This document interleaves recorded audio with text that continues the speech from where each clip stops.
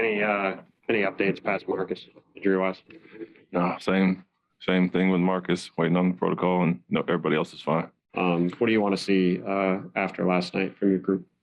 More of what we saw in Indiana than less of last night. I think overall, we looked at the numbers. I mean, you can obviously visually see it and feel it, but one of our least efficient ball movement nights. And coming off of the Indiana game, that was obviously a little bit of surprising, and want to get back to what we did well in that game. And when the ball moves, obviously we're a different team, much easier for our guys to get going and just continue to build on that.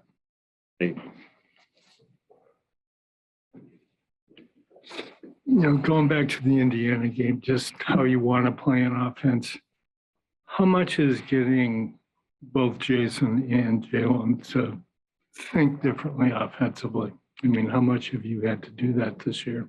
It's been obviously, I think, one of the main goals coming into the season is to get them to do more than just score. And at times we look really good doing it. And at times we get rattled and kind of revert back to some things that make us less successful. And so whether it's referees or individual matchups getting caught in that or whatever the case may be, or poor scoring in general, sometimes we take the onus on themselves at times. And I think just being consistent as far as that and not reverting back to some old habits obviously make us a much better team. So that's the challenge every night, and an area they've grown and you've seen flashes. Now it's just putting it together more often than not. Hey, mate. Dennis had 1 point last night, out struggling from the field.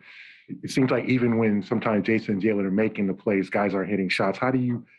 Is it just a matter of maybe crossing your fingers and hoping guys start knocking down those shots that they're getting open?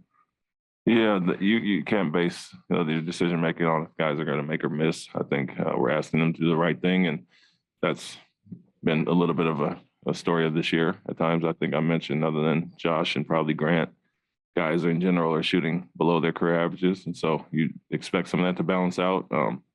Dennis, I take that with a grain of salt a little bit. He missed some shots early, and him as well as the team never gotten a huge offensive rhythm.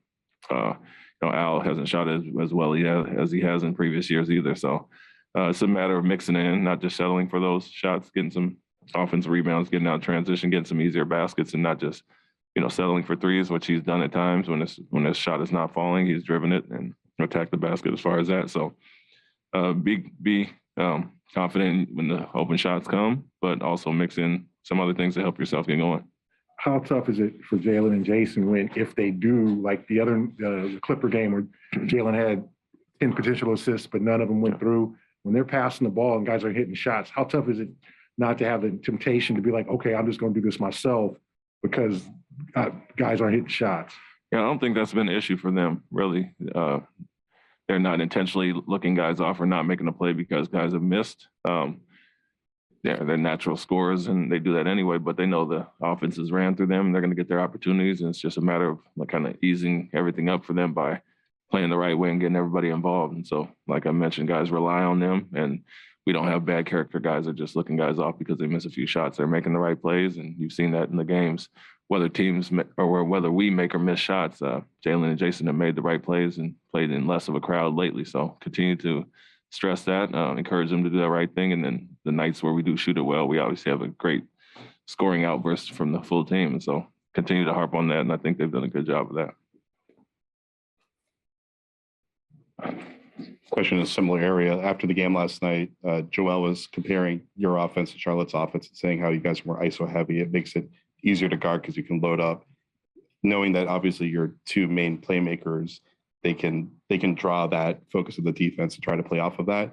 How do you balance in those nights when that isn't working and trying to emphasize to them how you need to move the ball more without kind of denigrating and trying to affect their confidence in their game?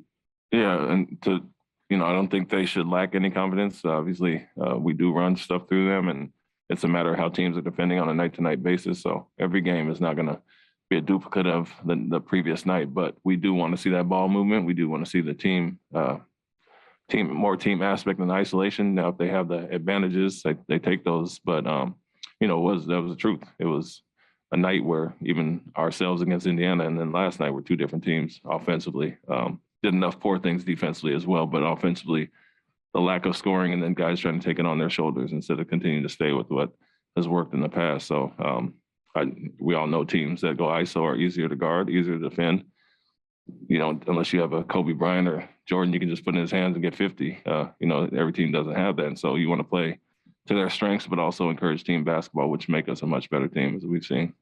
I mean, you literally had Jalen score 50 earlier this week. So I guess how do you maybe make them remember that they aren't necessarily Kobe or MJ, even though they are capable of being Kobe and MJ? Yeah, it's you look at the triple double and it's just as valuable. You know, whether him and Jason scored 30 each or 25 with the triple double, it all equals to baskets for other guys. And so certain nights, of course, when one of those guys is missing or when they're not in the game at the same time, they do a little bit more. But as far as looking at the triple double game, I'd say that's just as valuable. Again, everybody else involved, taking some pressure off yourself and playing the way we want them to move forward playing.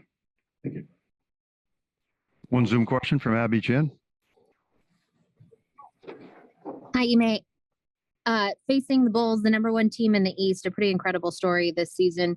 However, they are incredibly shorthanded. How do you prepare for a group like that and a lot of groups that you probably haven't seen much on film?